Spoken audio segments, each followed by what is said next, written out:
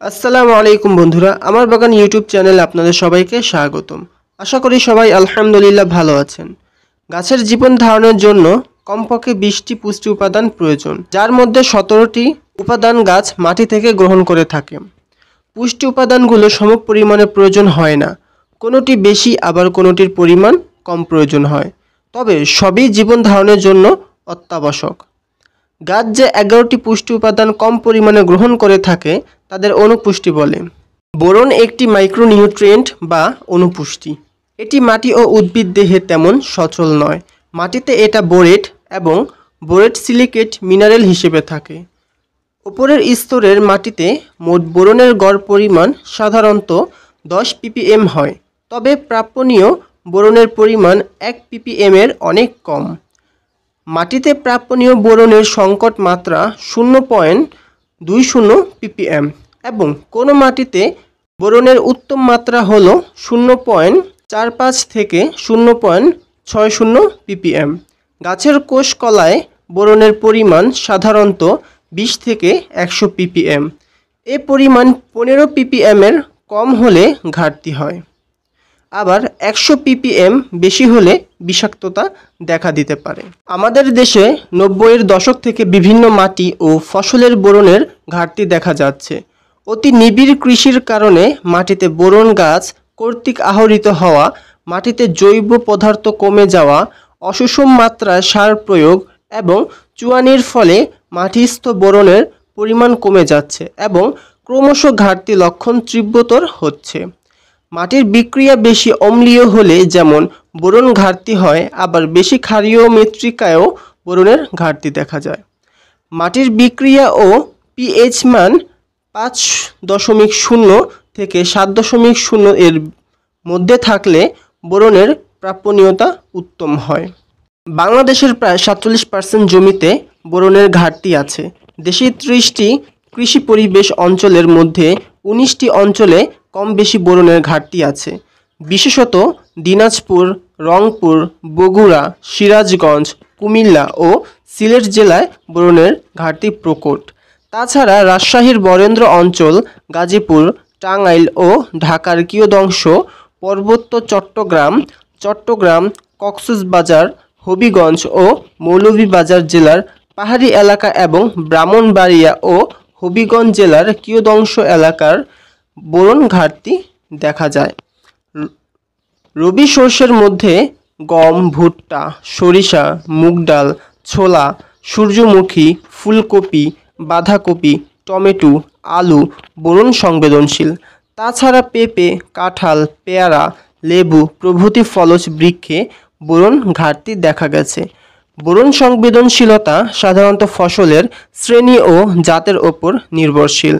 রবি শস্যে বোরন প্রয়োগ করলে পরবর্তী ধান ফসলে প্রয়োগ না করলেও চলে, তবে বেলে প্রধান মাটিতে প্রতি ফসলেই বোরন প্রয়োগ প্রয়োজন। মাটি পরীক্ষার ভিত্তিতে বোরন সার প্রয়োগ বিধেয়। বোরন উদ্ভিদের শর্করা বিপাকে সাহায্য করে ও আমিষ সংশ্লেষণে ভূমিকা পালন করে। উদ্ভিদের ভাজক কলা, বর্ধনশীল অংশ ও কোষ প্রাচীর গঠনে গুরুত্বপূর্ণ ভূমিকা পালন করে।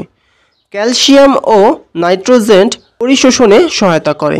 তাছাড়া ফুলের ডিম্বাণু নিষিক্ত করা, ফল ও বীজ ধারণে বোরন একান্ত আবশ্যক। আম, কাঁঠাল, নারিকেল, লিচু, লেবু, পেঁপে ইত্যাদি বয়স যখন 1 থেকে 5 বছর তখন বোরন 3 থেকে 5 গ্রাম আর বোরিক অ্যাসিড 18 থেকে 30 গ্রাম।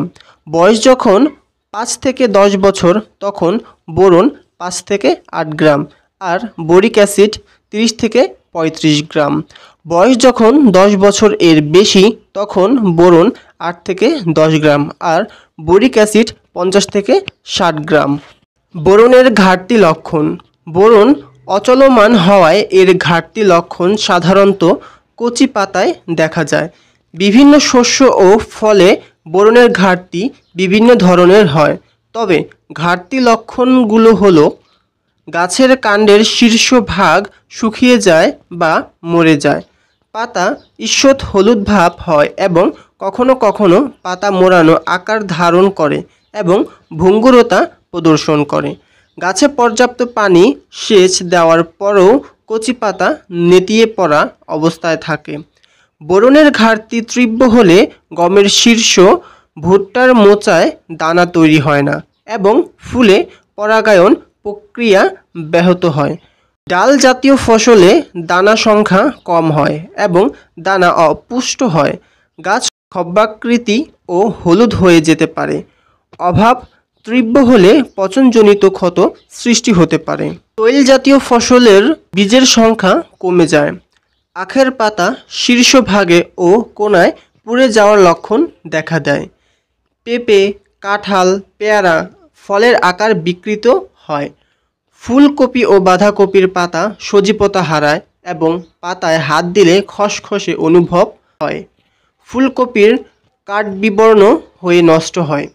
অভাব তীব্র হলে কোনো ক্ষেত্রে গাছের শিকড়ের বৃদ্ধি মন্থর হয়ে যায় এবং ফুল ধারণ কমে যায়।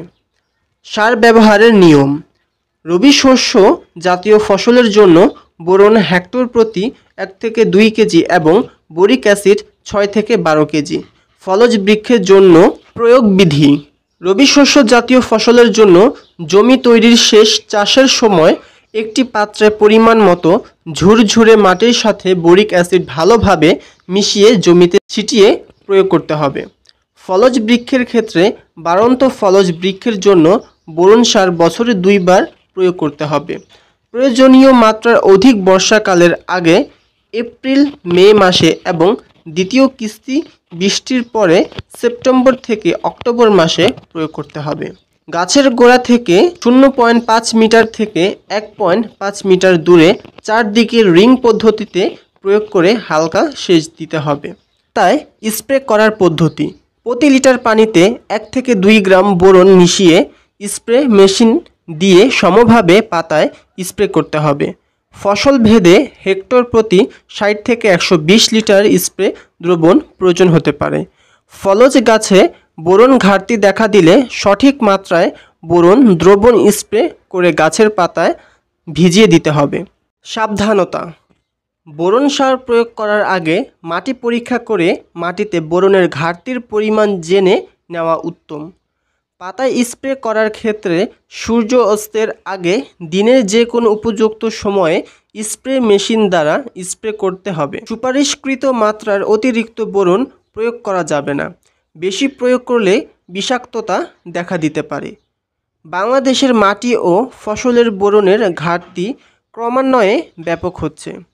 ফলে বিভিন্ন ফসলের ফলন ও গুণগত মান কমে যাওয়ার আশঙ্কা দেখা দিচ্ছে।